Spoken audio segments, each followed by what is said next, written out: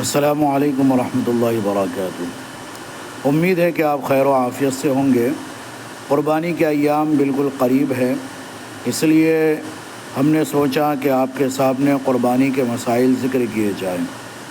تو مختصراً میں آپ کے سامنے چند مسائل ذکر کروں گا۔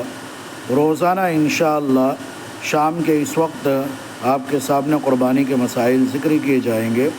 آپ تمام حضرات سے گزارش ہے کہ آپ خود بھی ان مسائل کو پڑھیں، سمجھیں اور دوست و احباب کے ساتھ اس کو شیئر کریں، تاکہ قربانی سے پہلے لوگوں کو ان مسائل کا علم ہو جائے اور لوگ اس کے مطابق اپنی قربانی کا صحیح استعمال کریں اور صحیح طریقے سے مسائل کے مطابق، دین کے مطابق اپنے جانور کو قربان کرے اللہ کے راستے میں۔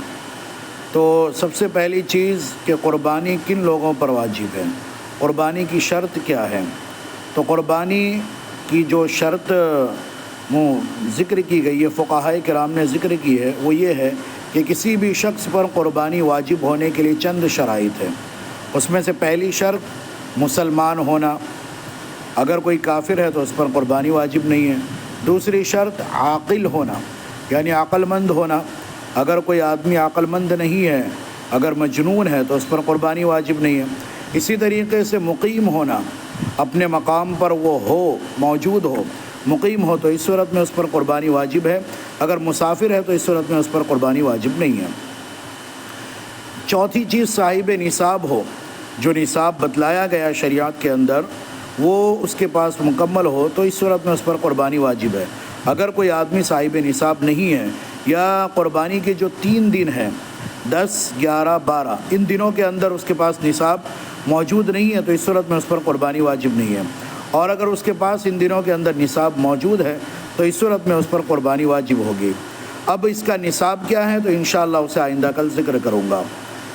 پانچویں چیز بالغ ہو، نابالغ پر قربانی واجب نہیں ہے۔ چھٹی چیز اس کا آزاد ہونا ضروری ہے، اگر وہ بندہ آزاد نہیں ہے، کسی کا غلام ہے تو اس صورت کے اندر اس پر قربانی واجب نہیں ہے۔ یہ جو باتیں میں نے ذکر کی ہے آپ اس کو قربانی کے مسائل کا انسائکلوپیڈیا ایک کتاب ہے، وہاں سے اس کو حاصل کر سکتے ہیں۔ اس میں کچھ تشریح جو میں نے اپنی طرف سے ذکر کی آپ کو سمجھانے کے لیے، امید ہے کہ آپ حضرات ان باتوں کو سمجھیں گے بھی اور دوسروں کے ساتھ شیئر بھی کریں گے، تاکہ دوسروں کو بھی ان مسائل کو دوسرے بھی حاصل کر لیں اور ان کے لیے اس پر عمل کرنا آسان ہو۔ اللہ ہم سب کو عمل کی توفیق عطا فرمائے۔